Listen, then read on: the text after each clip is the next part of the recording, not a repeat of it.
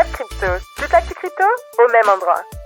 Intéressant, c'est qu'on est dans l'extreme fear depuis 14 jours de suite. Donc on est vraiment sur une grosse pression.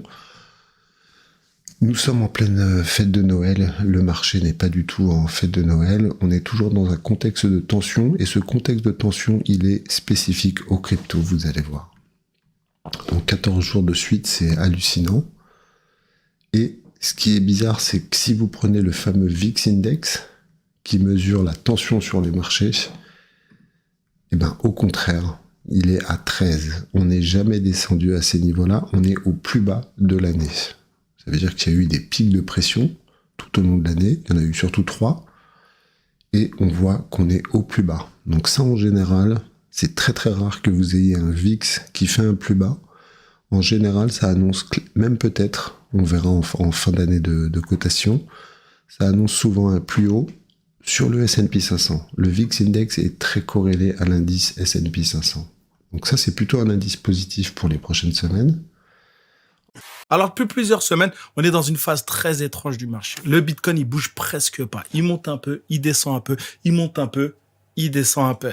Mais globalement, il reste bloqué. Et ça, selon moi, c'est probablement pas naturel. J'ai l'impression il ressemble plus à une attente forcée qu'à un vrai équilibre du marché. Autrement dit, pour faire simple, il y a quelque chose qui retient le prix, et ce quelque chose pourrait lâcher d'un coup. Et dans la vidéo d'aujourd'hui, on va justement parler de ce qui se passe vraiment en ce moment sur le marché, d'un événement très important qui va avoir lieu demain matin. C'est un peu pour cette raison que je vous fais cette vidéo aujourd'hui. Et on va également parler de la façon dont les acteurs du marché sont positionnés. Ici, on a une charte qui est intéressante, mais juste avant, on va regarder justement ce qui se passe un petit peu du côté des options. Alors aujourd'hui, on a 23,4 milliards de contrats qui vont expirer. C'est un open interest qui est énorme. C'est un record sur BTC. C'est la dernière expiration de l'année. D'ailleurs, la plus grosse expiration, on en a jusqu'au 29 décembre, mais qui sont beaucoup moins chargés. 34 millions, 35 millions ici, 78 millions ici, 103 millions. Donc la plus grosse, c'est aujourd'hui, c'est 23,4 milliards de dollars. Et ce qu'il faut comprendre, c'est que cette expiration est tellement importante qu'elle doit avoir un impact assez important sur le marché. C'est pour ça que Bitcoin est dans un range ici et qu'il ne fait rien depuis très longtemps, et que probablement après cette expiration et probablement début d'année 2026, on va probablement retrouver de la volatilité sur le Bitcoin parce que ces expirations vont avoir lieu. Et ici, ce qui est intéressant, c'est que il y a un gars justement qui a fait son propre outil pour voir un petit peu justement identifier les niveaux clés sur les contrats options. Je vous laisserai consulter le tweet si jamais ça vous intéresse, je vais vous le résumer parce qu'il est assez long. Grosso modo, ce que cette personne explique, c'est que il y a deux niveaux clés sur les contrats options. Il y a les 90 000 $, il y a les 85 000 $. Et ce qu'il explique, c'est qu'il y a des algos justement qui font tout pour acheter du Bitcoin à 85 000 $ quand il y revient, pour couvrir et protéger les positions sur les contrats options qui ont été déclenchées, puisque c'est du hedging pour eux. Plateformes qui sont saines, qui sont régulées. Et l'idée, ça va être qu'elles télétransmettent automatiquement l'ensemble des informations qu'elles ont sur vous. Elles le faisaient déjà sur la partie nom, prénom, compte et potentiellement le solde qu'il y avait derrière. C'était pas forcément clair, mais on savait très bien qu'il y a des informations qui étaient transférées. Là, l'idée, c'est qu'à partir du 1er janvier, elles transmettent tout automatiquement aux autorités.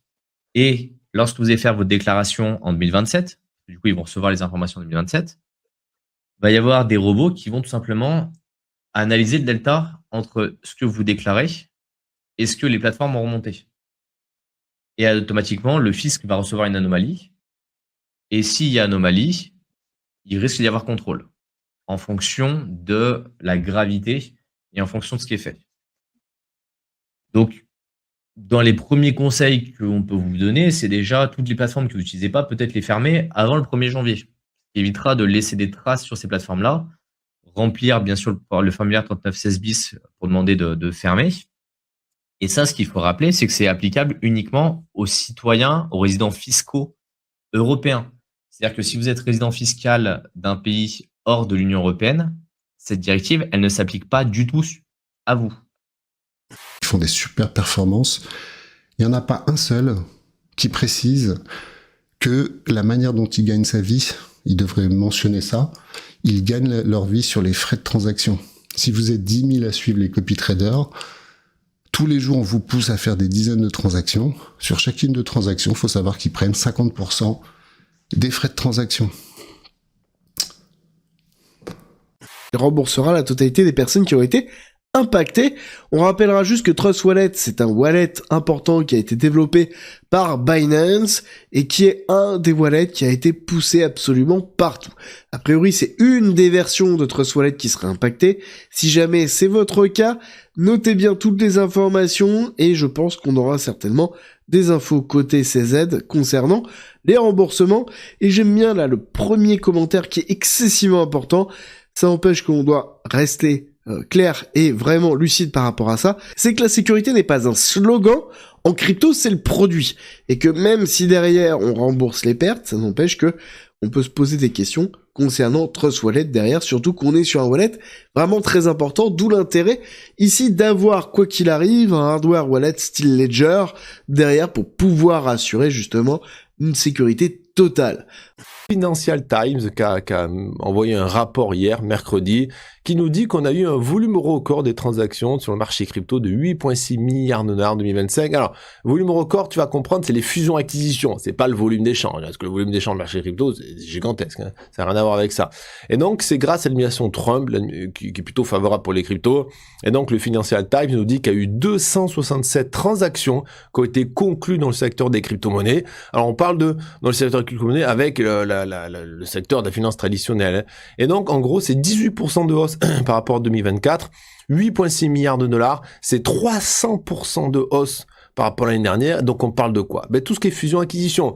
C'est quand même énorme ce qui s'est passé, c'est beaucoup plus que sur Bitcoin. C'est ce qui s'est passé sur les réserves, les entreprises de réserve Ethereum. 11% de la supply. Juste Bitmain, ils ont presque 5%. Donc c'est quand même énorme. Je pense que c'est un fiasco Ethereum sur ce cycle. Mais pour le futur, c'est comme si vous avez une entreprise, il n'y avait pas de gros actionnaires, et là vous avez 11%, c'est quand même un montant monstrueux. À se demander comment le cours est aussi bas. Et en plus sur Ethereum, on aura un stack, donc un ETF avec des Ethereum stackés. Donc au niveau de la map, le lendemain de Noël, je trouve que les volumes sont pas mal sur le Bitcoin. 34 milliards, ça c'est le phénomène option. Et ça va monter. Sur Ethereum, c'est pas mal. En ce moment, le Bitcoin, comme je l'ai dit au début de la vidéo, il est dans une phase franchement bizarre. Depuis plusieurs jours et même plusieurs semaines, il fait pas grand chose. Hier encore, on a vu quelques petites hausses, mais à chaque fois, le prix a été rapidement vendu. Le résultat, la réalité, c'est qu'on a un marché qui fait du surplace avec un mouvement permanent, mais sans vraie direction. C'est un va-et-vient, c'est un vrai va-et-vient quotidien sans tendance claire. Puis du côté des ETF, les chiffres montrent clairement que l'argent sort du marché. Rien que sur la dernière séance, les ETF Bitcoin Spot ont enregistré 175 millions de dollars de sortie. Pour Ethereum, on parle d'environ 53 millions de dollars. Mais le plus important, c'est que sur les derniers jours de marché, les ETF Bitcoin ont perdu plus de 800 millions de dollars. Et donc, la réalité, c'est qu'il y a beaucoup d'investisseurs qui se retirent temporairement du marché. J'insiste sur le mot temporairement, vous allez comprendre. D'un côté, certains réduisent leurs risques, ok, pas de problème, mais de l'autre côté, il y a aussi un phénomène très concret de tax loss harvesting. En clair, pour faire simple, il y a certains qui vendent volontairement à perte avant la fin de l'année pour pouvoir déclarer ces pertes aux impôts ou les reporter sur l'année suivante, ce qui leur permet de compenser de futurs gains. Le CME, là vous le voyez bien par cette petite icône ici, est gelé, tout simplement parce que il n'y a pas de données. Actuellement, il n'y a pas de trading sur BTC au niveau institutionnel, et on est bloqué à 87 750. Et nous sommes sur le Total Index, qui lui peut continuer à 87 760. Donc on a quasiment pas d'écart entre le BTC et le CME, chose qui est excessivement rare. Et je pense que ça ne durera pas trop. On verra vraiment ce week-end si on a des mouvements et si on déclenche vraiment ce Christmas Rally dans cette fin d'année 2025. Et le Christmas Rally, je pense qu'il sera important ici de ne pas penser que ça va aller to the moon et de bien comprendre que c'est une période de valorisation en dehors de la volatilité générale du marché, chose qui peut être propice par rapport à Bitcoin parce qu'on sait très bien qu'on a été en sous-performance par rapport au Nasdaq et S&P 500 et le fait qu'on n'ait peut-être pas de respiration au niveau de ces actifs-là nous permet ici d'être un petit peu plus stable. Point bas sur le RSI, deuxième point bas sur le RSI qui est plus haut que le précédent.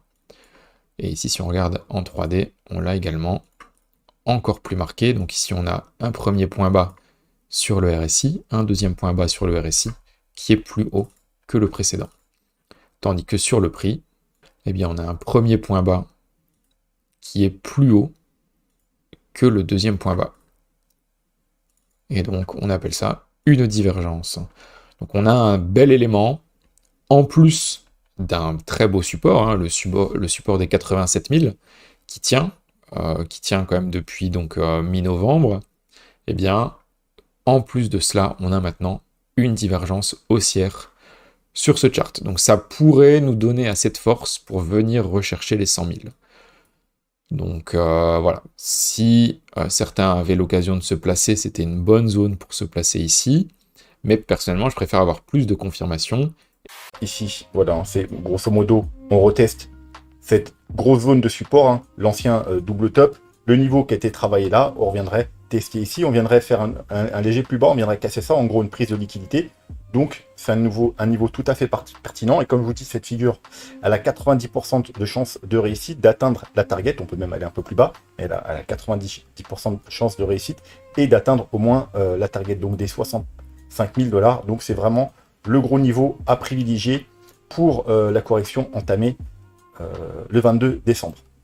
Bon, non, je déconne, je vous dis, la figure n'existe pas, c'était juste une petite blague, hein, je trouvais ça sympa. Mais voilà, alors, bon, elle n'existe pas, je viens de l'inventer hein, quand j'ai fait la vidéo, mais pourquoi pas, hein, pas toutes les figures, c'est bien quelqu'un qui les a inventées, donc pourquoi pas, je pourrais pas inventer une figure. Voilà, l'arc et la flèche. Donc ne prenez pas trop au sérieux ce que je viens de vous dire, mais ça se tient quand même au niveau de l'analyse. Voilà, c'était juste pour passer un peu le temps, et puis parce que il n'y a pas grand chose à se mettre sous la dent en ce moment. Donc là, par exemple, on remarque que sur cette bougie, entre 90, 100 et 90, 250, on a une vingtaine de millions d'ordres ici qui sont tout simplement piégés. C'est du delta positif sur une extrémité, et donc ici, on voit ce qu'on appelle des trappes traders. Et c'est pour ça que une fois que le follow-up a disparu, eh bien ces traders se retrouvent très facilement piégés, et donc ça peut nous laisser tout simplement un mouvement dans le sens inverse.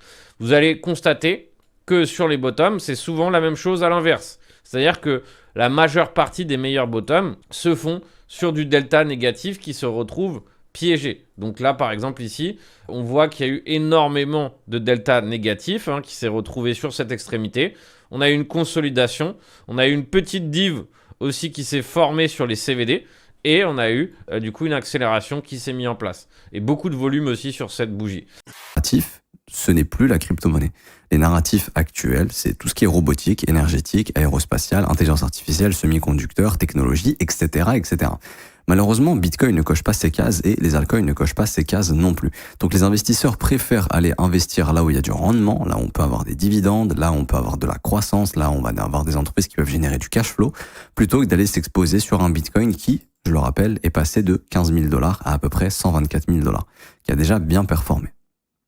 Et donc, tout ça, ça nous montre justement qu'une all season maintenant, c'est peu probable. Par contre, on voit que cette global net liquidity arrive probablement bientôt à la fin de sa contraction, et c'est ça le plus important. C'est de se dire que le plus dur est derrière nous. Je vois beaucoup dans les commentaires en ce moment, oui, les altcoins c'est mort, faut tout vendre, ça repartira jamais. Je ne pense pas, je pense que c'est faux. Je pense pas que ça repartira maintenant, pour être honnête. Je sais même pas si ça repartira en 2026, mais je pense qu'on aura un futur cycle sur les altcoins. Pourquoi ? Parce qu'on aura une prochaine phase. Alors, quand est-ce que ça arrivera, je n'en sais rien, mais je pense qu'on aura une prochaine phase d'expansion de la liquidité parce que les banques centrales ne peuvent pas faire sans. On crée de la dette, on réimprime de l'argent pour payer cette dette qui est basée sur rien, et le système fonctionne comme ça. Et en fait, il y a juste des phases où la liquidité se contracte. Alors, ce zap t'a plu ? Fais-le moi savoir en commentaire.